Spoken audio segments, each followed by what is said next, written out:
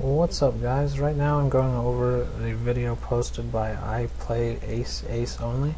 It looks like he's 4-tabling NL10 on stars. I put his HUD stats in the middle there. And it looks like I have an interesting spot right in the first frame before I even start the video. He opened from the cutoff with ace-queen suited and got 3-bet by a guy that we only have 6 hands on. He is 33-17. Now normally I don't call a lot of 3-bets out of position, but I think this is one hand and one situation you can do it with. At these levels I'm not too excited about 4-bet and getting it in, but I think there are enough people that are aggressive enough and your hand is strong enough that you can definitely call here and show a profit. Ace-queen is pretty good, it hits a lot of flops. It's not like I expect this guy's range to be only queen, and ace, king. So I think you can call there and play mostly straightforward, and then you're going to show a profit, especially when his raise is only 50 cents more.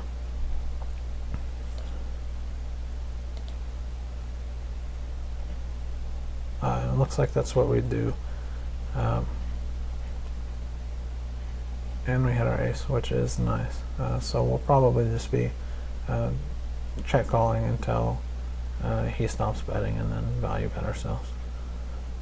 The turn is very good for us, not so much because it improves our hand, but it gives us more likelihood of getting paid from worse hands, like jacks, tens, whatever. The river isn't that great for us, even though it gives us a full house, but we should definitely be betting there, probably about 2/3 of the pot.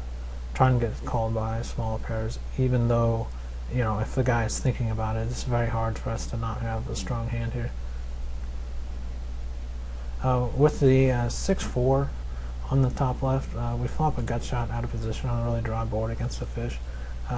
Even though you have a little bit of equity, I'm definitely not betting there. You're going to get called a ton on that board versus a guy who's limping, that pretty much nails his range. So even when you pick up bottom pair on the turn, it's kind of the same thing. And since he already checked the flop, there's a decent likelihood that he might let you get to showdown. So I don't mind just like check folding all the way there.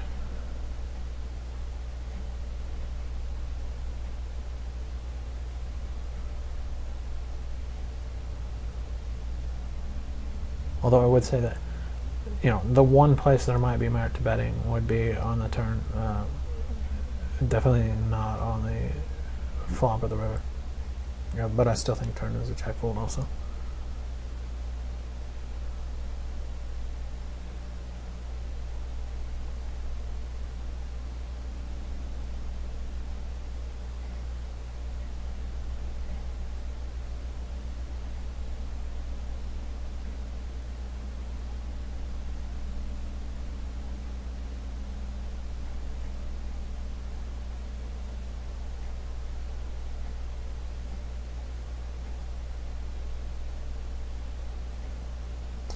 Here with the Jack-9, we checked on the big blind in the lower right.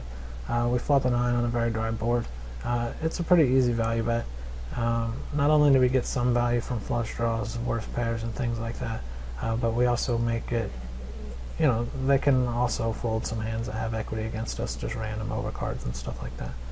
Obviously, we're squeezing with our aces, as opposed to like calling and playing 4 ways out of position.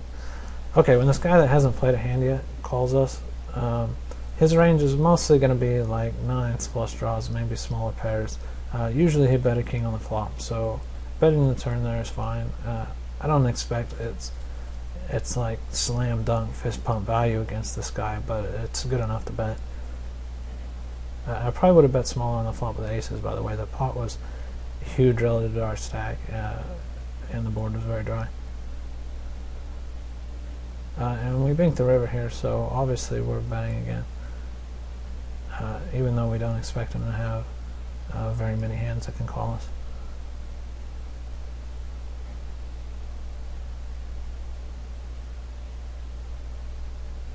And I can't tell if he called or he folded and showed a king. Like, I don't understand what just happened there. But anyway, it's definitely worth noting that he had a king and didn't bet the flop. So he's probably, even though he's tight, he's probably not a very good player at all. because not a three-way, but this other guy in the hand is like 78, 56 so far. Not that there's really anyone we wouldn't bet the flop against, but it's still a very easy value bet with any king. So it was pretty bad check call down on his part.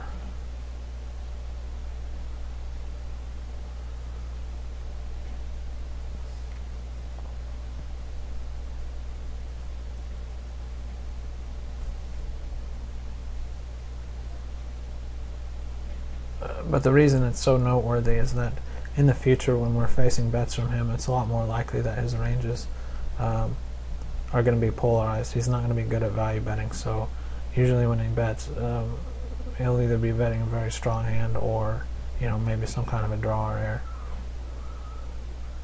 Since we know that he isn't very good at value betting with just a normal top pair kind of hand.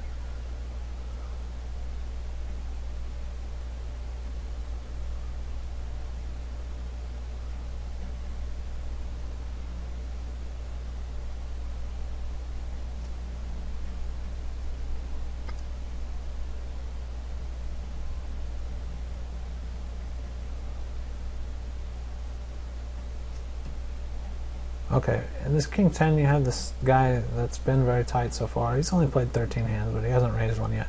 With the King 10, I think it's close between calling and folding. I'm definitely not 3-betting there, because not only has he not raised a hand yet, but you have no idea what his calling range is, how much he folds, what he's going to do after the flop. Now you get this super dry flop, and if you think he's folding enough to 3-bet with a King 10, then he's definitely not folding enough on the flop. So, like, not that I'm going to keep barreling just to like give myself consistency, but you know, the whole hand doesn't make sense.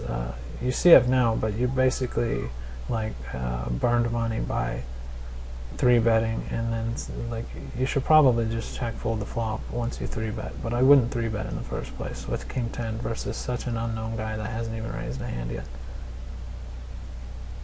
You're just putting yourself in a very terrible situation. Calling isn't too bad. I mean, just because he hasn't raised 1 out of 13, I wouldn't expect him to only be raising the nuts, and you get a decent price, and he's probably bad. You know, we already saw that he played that one hand bad, so I don't hate calling, but I'm definitely like folding is greater than 3-betting. 3-betting is just really bad. Now, once you have more information about him, you know, you might change your mind about that, but that definitely isn't the hand that you want to use to gather that information.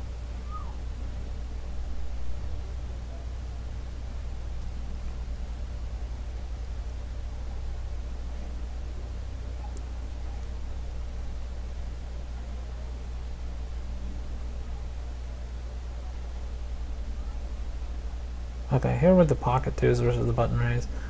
Even though you're out of position, I don't mind calling there as long as you're willing to check raise flops, some flops that don't hit his range. On this flop, you should just check fold though. You know, about half of the time he's either going to have top pair, middle pair, or some kind of like gut shot overcard, whatever. So this definitely isn't one of the flops that you would want to make a move, and I'd just check fold there because it hits too much of his range for us to be check raising with no equity. It has to work like, what, I don't know, 70% of the time or something. It's just not going to.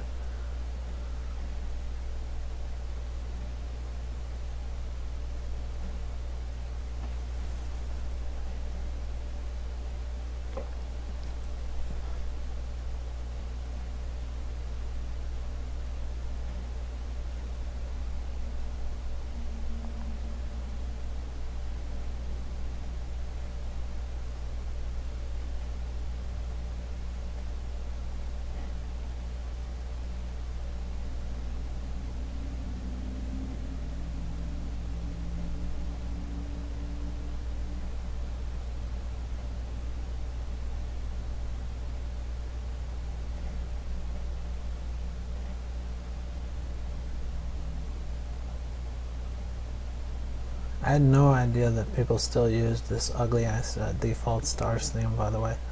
You should really, you know, take a stroll through the theme section. There's definitely some more like easy on the eye themes green and school bus yellow with you know, beige wallpaper thing. It has to be like one of the worst themes ever made.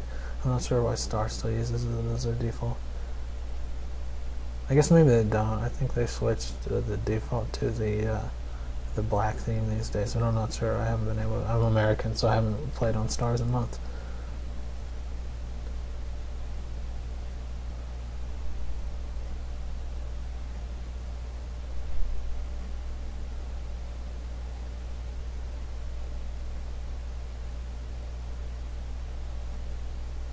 Okay, here with this King 10, like, I don't like calling here.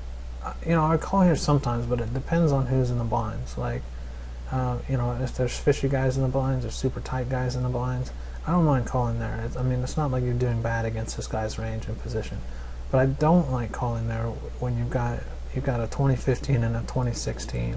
The guy that's betting is a regular with a decently wide range, so you're just going to get bumped out there quite often. So if you have this hand that's like on the borderline of, you know, is it profitable, is it not, you know, that kind of just swings the pendulum to not profitable call when you're going to get squeezed an abnormal amount. Once you do call and you get this board, obviously we're just like, you know, calling bets and then betting when called to. In the upper left, weird hand, a guy over a 16 or 13-10 guy over limps on the button, and then min raises your bet. Like, I don't know. You would think that would be a misclick or something. Like, I can't imagine someone with those stats. It's only 10 hands, but it's very tight. But you know, you would think, especially with the limper already in there, you would think that they would normally raise with their big pairs. Like, so I'm wondering if he didn't just misclick on a min raise and had some sort of like okay hand. You know, like people over limping with small pairs or connectors and suited aces isn't too bad. You know, I wouldn't necessarily give him a super strong range, and his 3-bet is so small you definitely have to call. And I like the way you play this hand if you're just checking the river, because I don't think there's a ton of value, but like, I definitely wouldn't lose a lot of sleep over that hand just because his range are so random, and that so never happens. It doesn't make any sense that I wouldn't really put a whole lot of stock in it.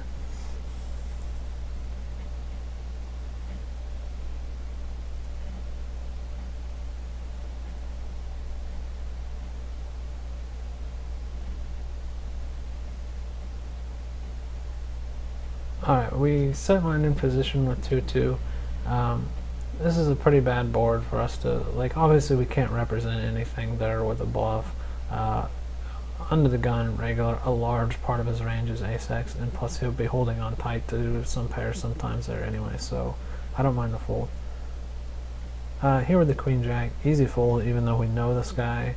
You know, he's done this before and is likely to have a wide range. Even versus a wide range, queen-jack offsuit, especially out of position, doesn't play very good. I wouldn't even call him in position with this, so that's a very easy fold. And even guys, even though he has somewhat of a bluff range, like, it's not going to be profitable to 4-bet bluff in there. He just has to fold too much. But this call is really bad just because you don't usually hit. When you do, you're still going to be not always in that greatest shape. You know, when you miss, you're going to lose every time. Like, it's just bad. You know, I didn't mind with the ace-queen suited just because it's so much stronger of a hand that you can play it in pretty unfavorable circumstances just because it's in such decent shape against most people's ranges there.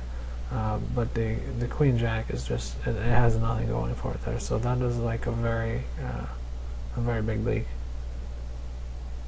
And when you think about it, like,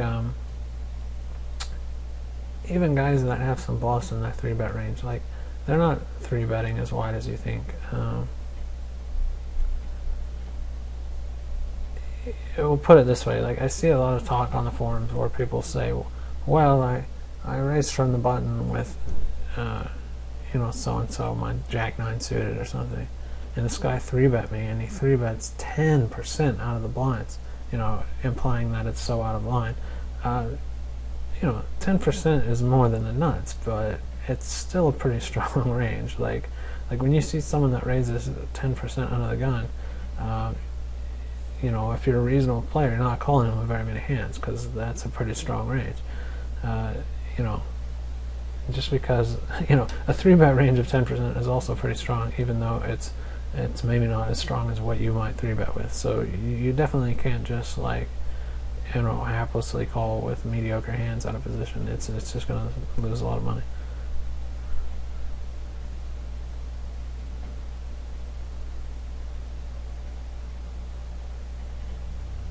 But if you have a guy like that behind you that is 3-betting a lot, like just make some minor adjustments, like whatever the bottom of your range is for opening the cutoff, don't open with it. Like take out the bottom of your, like if normally Queen 10 is the worst offsuit, whatever you raise with, then don't raise with it, and so forth.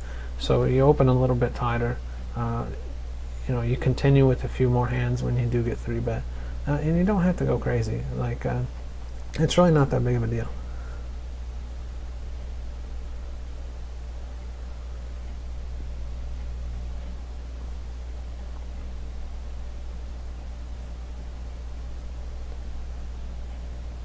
And a while back, I did a little research on a database of hands that I had, which was, I don't know, it was like 2.5 million hands or something of Stars NL50 hands, and it had some pretty surprising things in it. Like my 4-bet range was 1.9%, obviously very tight, and my 4-bet success rate was 32%.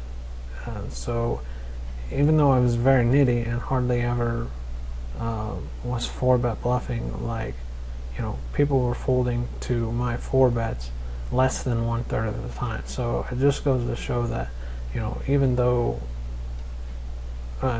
some players do 3-bet light, like they're not doing it nearly as often as it feels like they are.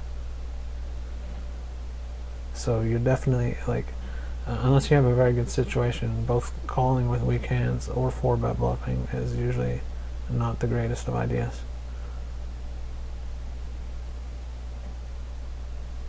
I'd make a note, like this honor buff guy, the guy with the sack on his head in the lower right, is talking in chat about what he had. He seems to be enamored with the fact that he could have made a royal flush. So even though he's tight, like the guy is almost surely like a tight fish guy. A regular guy doesn't care. He's not going to tell you what he had. He doesn't give a shit about royal flushes. So this guy's definitely it just adds more. It's the same guy that didn't value bet his king before. It is definitely not a good player.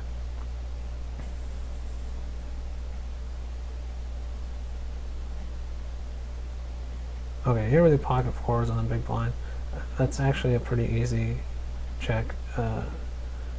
Those hands don't play very good out of position. You've already got 2 guys in the hand that have position on you, and they're almost always both calling. So even though you win a bigger pot when you raise, it's not going to be, just checking and free rolling is going to be way more profitable. And you have to realize, that is a lot different than when you're in the small blind and one guy has limped. Because in that case, a lot of times, the big blind just has a random hand at that point. And so he'll fold a lot of the times, and a lot of times you'll end up heads up, and your fold equity will actually come into the equation, and you can just win by your initiative sometimes, which makes a pretty big difference. Plus, you keep the big blind from, you take some of his equity away and deny him from free rolling. And the other thing is too, it costs money to complete in the small blind, whereas free rolling the big blind is free. So there's a very big difference between the two. Sometimes I might complete in the small blind, sometimes I might raise, but in that situation where you're out of position versus 2 limpers with the small pairs, that's almost always the free rolling is going to be much better there. Because you're just going to get called by 2 people and check fold 7 out of 8 flops. And sure, it's great when you hit your set and the pot is bigger, but it doesn't compensate for that.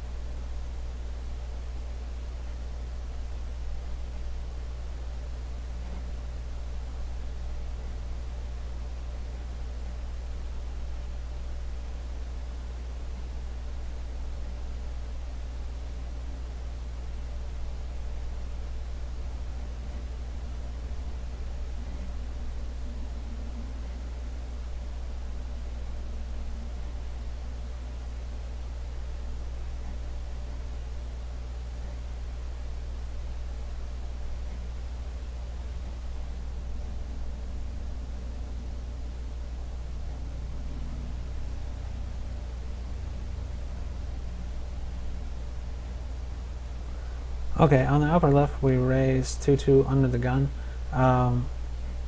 Even though that's recommended by a lot of people, and a lot of games that won't show profit. It'll show profit in games that are just like super duper easy games, like if you're playing NL2, NL5, and you know, your table's a bunch of fish that only raise with the nuts, and that, you know, you're getting a four-way action a bunch or whatever. You know, that's profitable.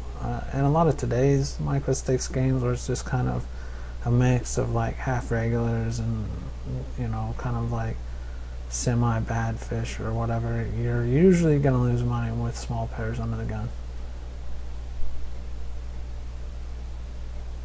And the higher you go, you know, more aggressive games, the harder it is to, you know, even a lot of the best players aren't going to profit with those hands under the gun, because you get called less, you get raised more, you're out of position more often. You know, it just doesn't work that well against non-fish players. Here are the queens. I might have bet a little bigger than that, but I like the small bet size, because you definitely don't want to bet so much there. Like, you want him to think he has some fold equity, that he might just lose his mind and jam in with an ace-10, ace-jack, whatever, you know, because a lot of times he's just not going to have anything. Once he calls on the flop, I'd probably just jam the turn, not that it even matters. But at that point, like, he's hardly ever just calling the flop with nothing. You know, I'm sure once in a while he might, but for the most part, I think you can just jam that, you know, mostly blank turn there. It probably is just as good as any other bet size. No, I don't think you get anything extra there by betting small.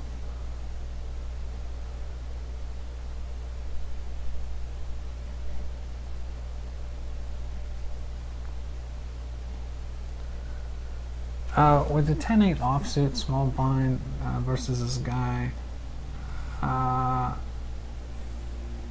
you know, he looks kind of fishy. He just lost a hand. You know, that might not be too bad, but I'm not loving it. I would probably have just folded that one, but that's not a big deal. It's probably like slightly unprofitable. I'm definitely not calling this horror bluff guy's middle position raise with ace-10 though. Like, he's raised one hand out of 36, so we're just not in very good shape against his range there. You know, his range is probably tighter than most regulars under the gun range.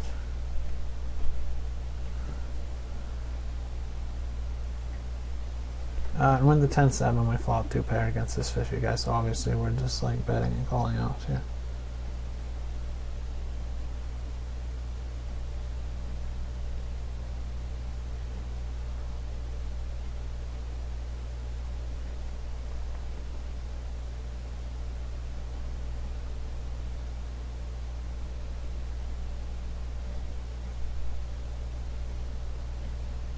Now see, this is what I was talking about before. With the ace-8 offsuit, you've got this guy behind you that's been pre-betting a lot. You've got a 57-57 guy in the blinds who's just been like totally spaz aggro. You know, ace-8 offsuit is normally like the bottom of my cutoff opening range. Here you should probably make the adjustment and, you know, take out the bottom few hands in your range, because they go from being barely profitable to probably being unprofitable.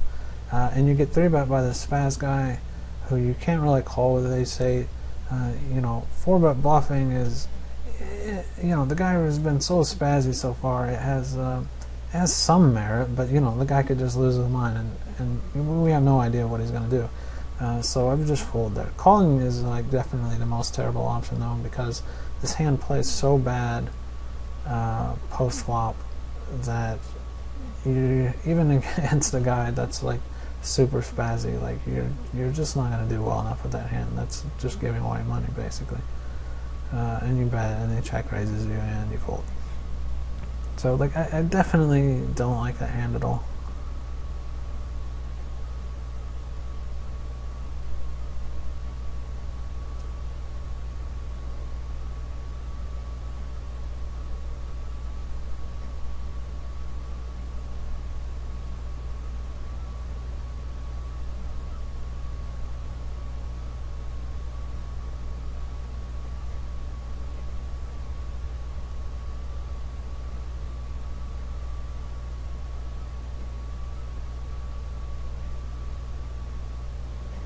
Okay, and here with sevens we call a button raise, which is fine. Then we get 3-bet by this guy that we don't have very many hands on him. You know, his 3-bet is a little bit high, but we've got 31 hands, so that's a pretty easy fold. Because even if he has a wide range, I mean, you've got sevens out of position, you don't get odds to set mine. You know, it's just not good. I think calling with the ace-10 suited is probably fine against this regular guy.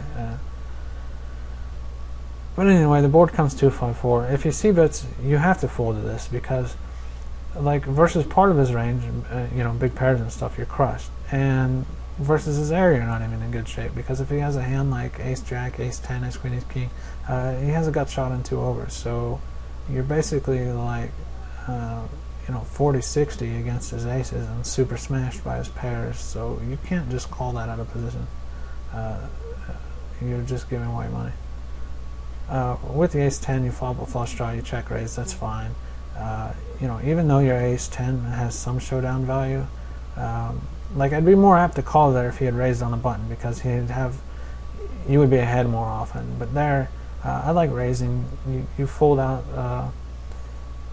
You fold out some bigger aces. You fold out small pairs. You're going to be ahead less often than you would if you had a super wide range. So I like to check raise. Not that I wouldn't necessarily like it if he was on a button, but you know, it pushes it more towards wanting to raise there. Okay, and on the 7-7 hand, he checks back to turn. Obviously, he usually doesn't have a great hand. You know, he's hardly ever got a better hand than you, but that doesn't make it. That doesn't make it a value bet on the river because he can't really call you with a worse hand there. The only worse hand he could call you with is if he just had some random crazy, you know, 5-6, ace-5, whatever.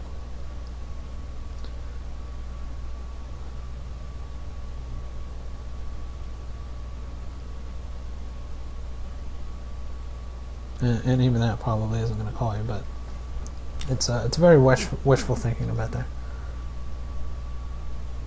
that. There with the 10s, you get called by 2 people, get a terrible board, pretty easy. Just check and give up.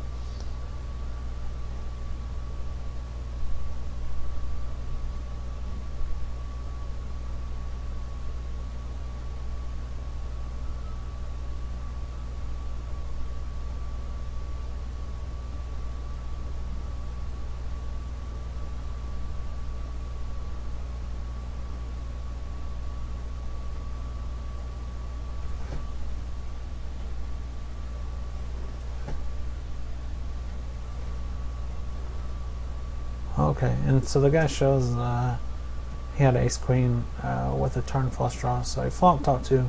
It's worth noting that in a 3-way pot that he didn't donk into you with top 2. Not that it would be standard to donk into you, but some people would.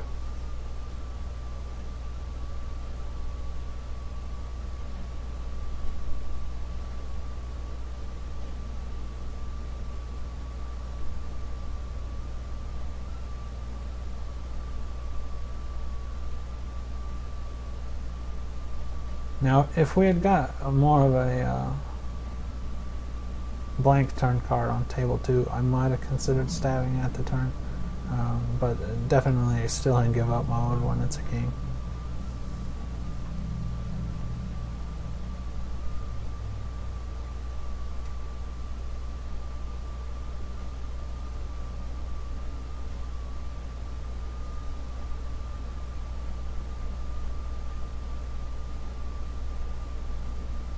And I guess he's showing me some hand history with Johnny and Honor Bluff.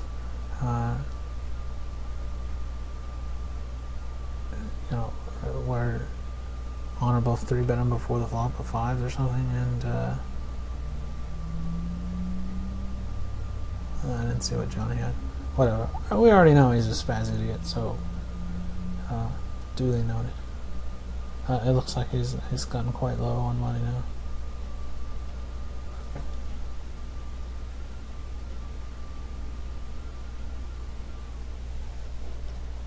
And I guess Johnny's really tilted that Honor Buff won the hand with his 5s.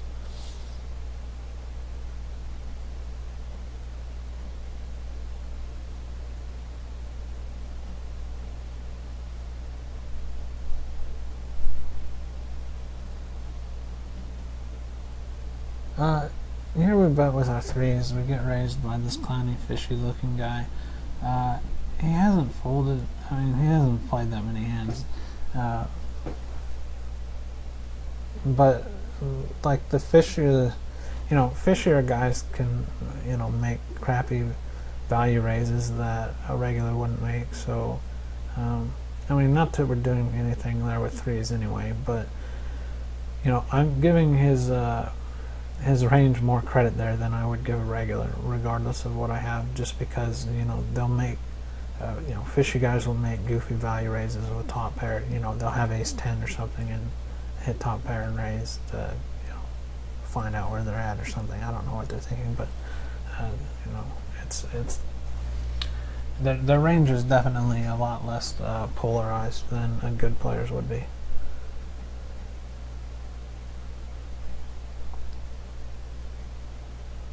Same thing on table 2 as earlier. We got a small pair under the gun, but looking at the lineup around the table, 26, 15, 20, 12, 23, 18, 16, 13, and then a very aggro loose guy on the blinds. Your small pairs probably aren't going to be a profitable open under the gun in that situation.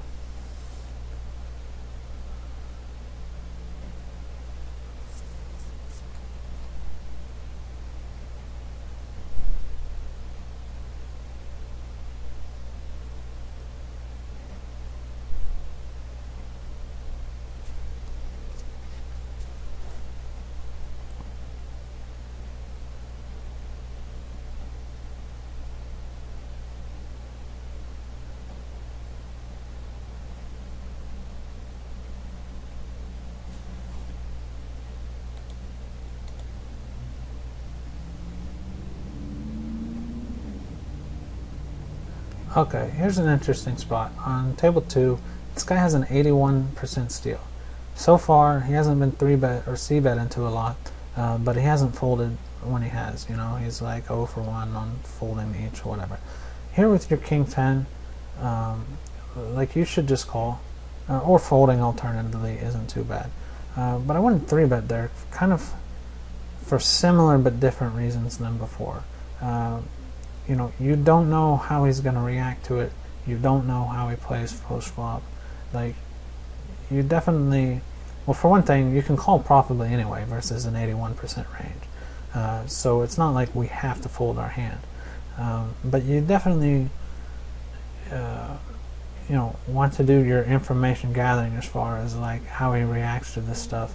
You usually don't want to be out of position with like a crappy, hard to play hand. You would usually want something that's that you can assume is pretty strong versus his range anyway. So with the king 10, like, I don't think that has much going for it. I don't mind the flop c-bet because I can see a guy like this calling with a ton of stuff pre-flop and then folding on the flop. I can see him like trying to set minus, calling with goofy stuff. And obviously this board hits a lot of our range. I probably wouldn't bet the turn though. Like, he'll fold sometimes on the turn, but I would assume a lot of his range that calls on that flop is going to, just be an ace, a queen, whatever, that isn't going to want to fold on the turn. So I really don't like that hand. Again, even though that guy is a very loose opening range, like, I would much rather call there than 3-bet. I would definitely 3-bet him. A king queen would be a lot better choice than a king 10. Obviously, we don't get to choose what hand we have, but I probably that would be like the bottom of my 3-betting range versus a guy. It would be like I would probably 3-bet him with like ace jack, king queen. Probably call with ace 10, king jack, and I might once I see kind of like how often he's, once the picture starts to come together, how often he's folding to 3-bets, what he does after the flop, then I might change my ranges around. But I think when you have that like real marginal hand like a king 10, you're out of position and you don't know how he plays yet, like, even though he's opening super wide, I just don't think you're going to make money doing that.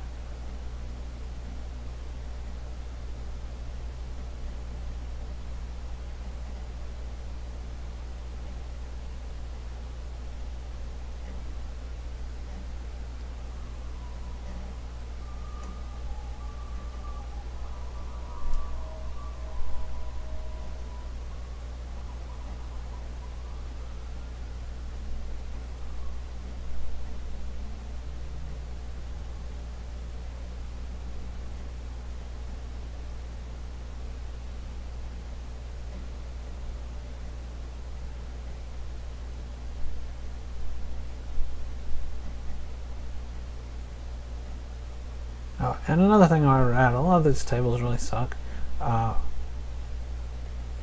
You know, obviously when you're making a video like that happens a lot, just because you don't want to try and table hop while you're recording, while you're playing. It's a lot to do at once, and you don't want to just like keep having to start your video over every time. But just so we understand, like a lot of these tables wouldn't be very good to play on for NL25 under normal circumstances.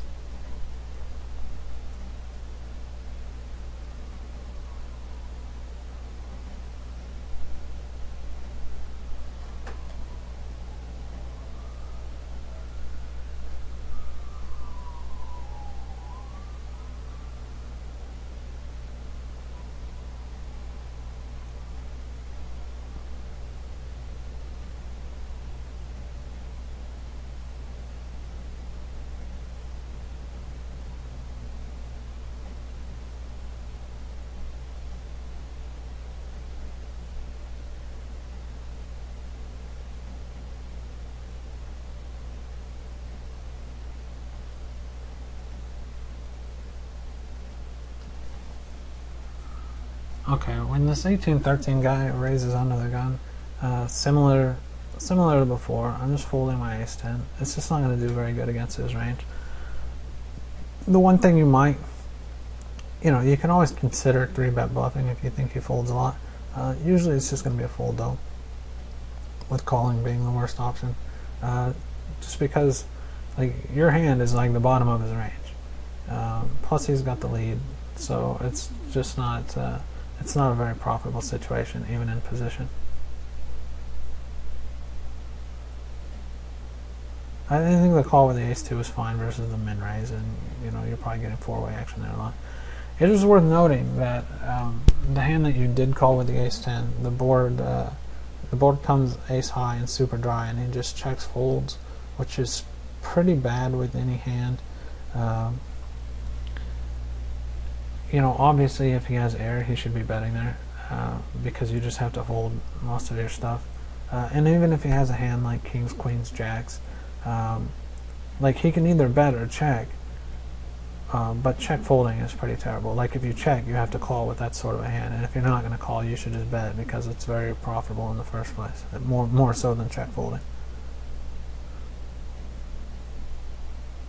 So obviously the guy is pretty weak tie. And it's possible maybe that's, I saw you open his stats, I'm not sure exactly what you're looking at there, but maybe you already had some sort of note to read on him that was the case, and that's why you called with ace-10. That's always a possibility.